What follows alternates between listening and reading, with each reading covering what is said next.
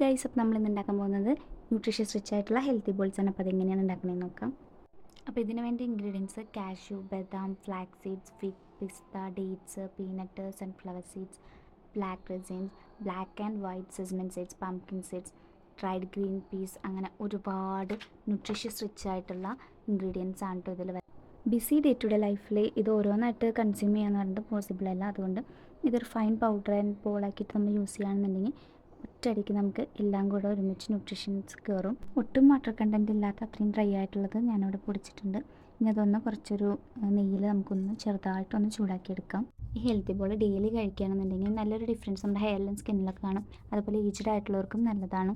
അപ്പോൾ ഇതിവിടെ ഏകദേശം ചൂടായിട്ടുണ്ട്. ഇനി കുറച്ച് റൈസിൻസും ഫിഗും ഡേറ്റ്സൊക്കെ ഞാനൊന്ന് വാഷ് ചെയ്തിട്ട് മാറ്റി വെച്ചിട്ടുണ്ട്. അതൊന്ന് ചൂടാക്കിയതിന് ശേഷം ഇത്തിരി നെയ്യ് ഒഴിച്ചിട്ട് അതൊന്ന് ചൂടാക്കിയെടുക്കാം. ഇത് ചൂടായതിന് ശേഷം നന്നായി ഒന്ന് ചതച്ചെടുക്കാം. ഒരുപാട് ചതയണം എന്നില്ല, അതൊന്ന് കടിക്കാൻ കിട്ടാനായിട്ട്. ഇത് എല്ലാം കൂടെ ഒന്ന് മിക്സ് ചെയ്തതിന് ശേഷം ചെറിയൊരു ബോൾസ് ആക്കിയിട്ട് എടുക്കാം. ഇതിൽ ഓൾറെഡി നെയ്യിൻ്റെ അംശമുള്ളത് ഇത് ബോൾസ് ആക്കാൻ ഈസിയാണ് കേട്ടോ. മോർണിംഗ് ബ്രേക്ക്ഫാസ്റ്റ് ഒക്കെ സ്കിപ്പ് ചെയ്യുന്നവർക്ക് ഇതൊരു ഹെൽത്തി ബ്രേക്ക്ഫാസ്റ്റ് ആയിട്ട് എടുക്കാം. ഇനി ഇതൊരു കണ്ടെയ്നറിൽ കീപ്പ് ചെയ്യാം. എല്ലാവരും ട്രൈ ചെയ്ത് നോക്കുക. Thank you.